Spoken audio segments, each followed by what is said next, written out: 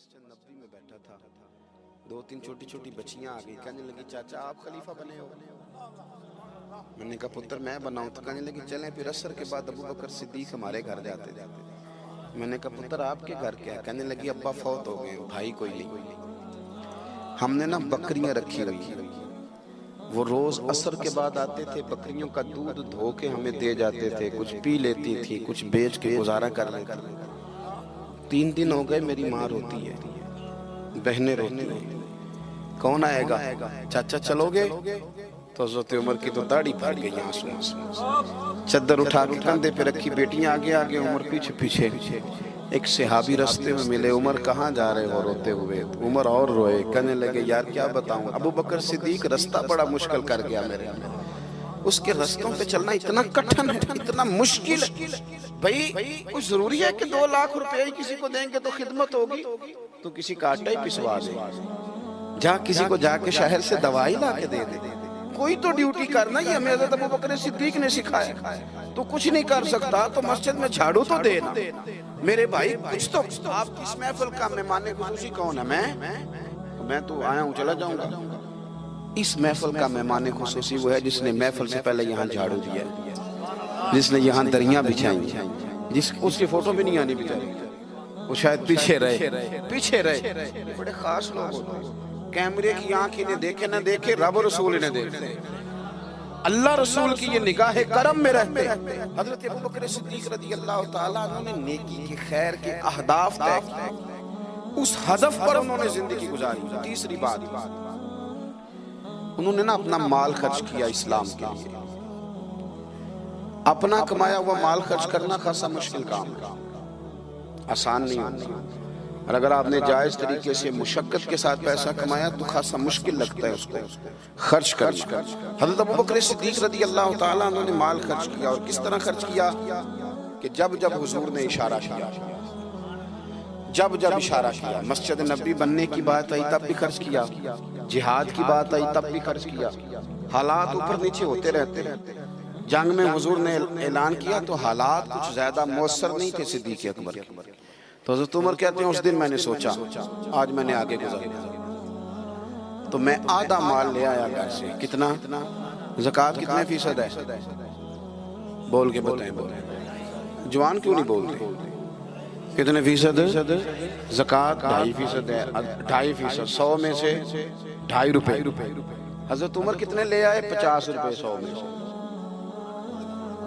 یہ بڑا مشکل کام ہے، 2.5% دیتے ہیں تو لوگ کئی حساب کرتے ہیں، اور 50% یعنی آدھے پیسوں کو تھوڑا نہ سمجھیں آپ۔ حضرت عمر بہت زیادہ پیسے لے کے آئے، 50%، گھر کی ہر شے آدھی کر کے لے آئے۔ اور آپ فرماتے ہیں میرے حالات بڑے اچھے تھے ان دنوں، اور ابو بکر صدیق کے معاملات کا مجھے پتہ تھا، تو میرے دل میں خیال آیا کہ آج نہ میں نے ابو بکر سے آگے گزر جانا۔ کہتے ہیں جا کے میں نے مال رکھا، اتنی دیر میں صدیق اکبر بھی آ گئے۔ کہتے ہیں جواب تو چلو جو ہونے تھے وہ ہونے ہی تھے، حضور نے جو دونوں سے سوال پوچھے نا، ان سوال ہی بڑے انفرادی تھے۔ مجھ سے حضور نے پوچھا کیا لے کے آئے ہو؟ ادھر دیکھو جوانوں، کیا لے کے آئے ہو؟ میں نے عرض کی حضور آدھا۔ مجھ سے پوچھا کیا لے کے آئے ہو؟ میں نے کہا حضور آدھا لے آیا ہوں۔ پھر غور کرنا، پوچھا کیا لائے ہو؟ اور ابو بکر صدیق سے پوچھا گھر کیا چھوڑ کے آئے ہو؟ آپ دیکھیں سوالوں میں ہی فرق ہے، مجھ سے پوچھا جا رہا ہے کیا لائے ہو، اور ان سے پوچھا کیا، اور ان کا جواب بھی بڑا انوکھا ہے۔ اس سوال کا جواب تھا حضور کچھ نہیں چھوڑا، سارا لے کے آیا ہوں۔ جواب یہ تھا، آپ سوال پوچھتے ہیں نا کہ ختم ہو گیا کھانا، تو کہتے نہیں ختم ہو گیا۔ حضرت صدیق اکبر سے پوچھا کیا لائے ہو، کیا چھوڑ کے آئے ہو؟ انہیں کہنا چاہیے تھا کچھ بھی نہیں۔ حضور نے فرمایا کیا چھوڑ کے آئے ہو؟ کیا جواب ہے، کیا حسن ہے، گویا وہ کہہ رہے ہیں کہ ہم کو لوارث تو نہیں نا بھئی، کیا چھوڑ کے آئے ہو؟ تو عرض کرنے لگے حضور گھر بھرا ہوا ہے، اللہ بھی چھوڑ آیا ہوں، اللہ کا رسول بھی چھوڑ آیا ہوں، رب رسول کا نام ہے نا میرے گھر۔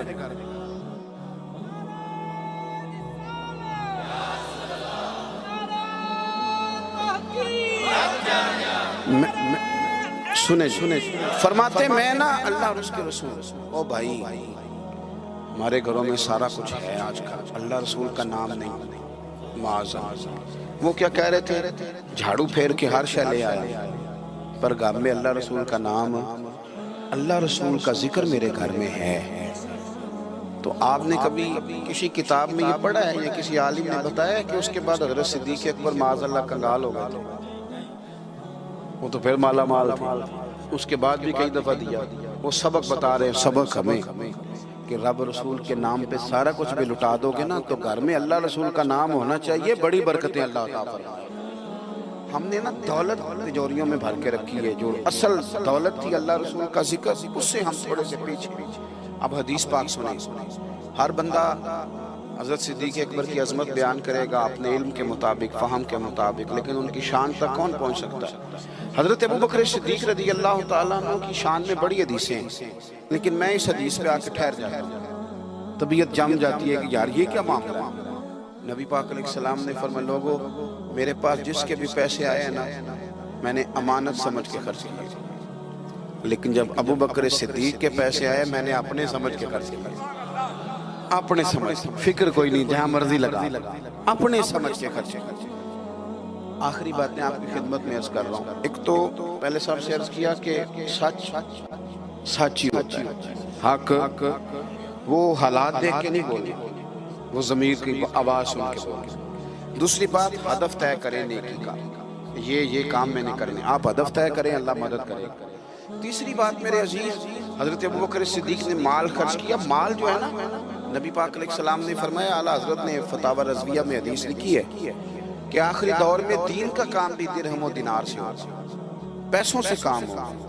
آپ کو ادارے بنانے ہیں، مساجد بنانی ہیں، کتابیں چھپوانی ہیں، تو کس طرح چھپیں؟ اپنا مال ہم نے یہ ذمہ دے دیا امیروں کو کہ امیر خرچ کریں گے، حالانکہ ہم نے وہ حدیثیں نہیں پڑھی کہ ایک صحابی کلو کھجورے لے کے آ گئے اور مسجد نبوی میں مال کا ڈھیر لگا ہوا تھا، تو حضور نے فرمایا یہ کلو کھجورے نا سارے مال کے اوپر بکھیر دو، جتنا سب کو ثواب ملے گا اتنا اس 1 کلو والے کو ملے گا۔ تو ہم نا وہ ذوق نہیں پیدا کر پا رہے کہ 10 روپے کی اللہ رسول کی نظر میں اخلاص والے 10 روپے کی بڑی قدر، ہم سوچتے ہیں کہ وہ نا سارا کچھ چودھری صاحب ہی آ کے کریں گے، حالانکہ برکت والا جو مال ہوتا ہے اس میں بڑی خیر ہوتی ہے۔ آخری بات جو بڑی ضروری ہے اس پر غور کریں، فیصلے زندگی میں جب بھی کریں انصاف پر مبنی کریں، محبت دیکھ کے فیصلہ نہ کریں۔ محبت اور ہوتی ہے، قابلیت اور ہوتی ہے۔ مجھے اب ہونا یہ فطری بات ہے، لیکن اس کا قابل ہونا یہ ایک الگ بات ہے۔ ہر باپ کو اپنے بیٹے بیٹی سے محبت ہوتی ہے، یہ فطری تقاضا ہے، لیکن وہ قابل بھی ہو یہ ضروری نہیں ہوتا۔ حضرت صدیق اکبر کے اپنے بیٹے موجود تھے، وہ جاتے وقت کسی کو بھی خلیفہ بنا دیتے، موجود تھی ان کی اولاد، مسلمان تھی، کلمہ پڑھتی، صحابی تھے، 4 نسلیں صحابی حضرت صدیق بنا سکتے تھے نا۔ اور حضرت عمر نے تو کبھی ایسا نہیں کیا کہ تحفے بھیجے ہوں، دوستی بڑھائی ہو، بلکہ وہ تو کہتے ہیں کہ ہماری تو نیکیوں میں آگے گزرنے کی دوڑ ہی لگی رہی، ساری معاملہ دوڑ میں رہا۔